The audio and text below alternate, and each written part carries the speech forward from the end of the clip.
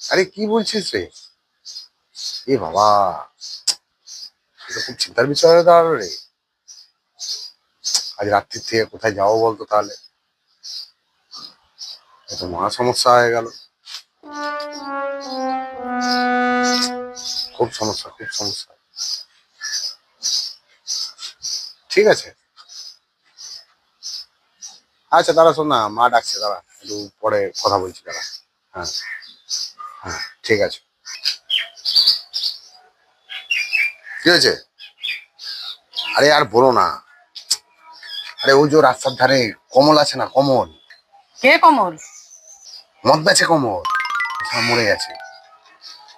এই তুই কি করে জানলি ও মারা গেছে? আরে ওই শুভঙ্কর ফোন করেছিল তো। আর তাছাড়া আমি তো ডেলি রাত্রে একটু আধটু।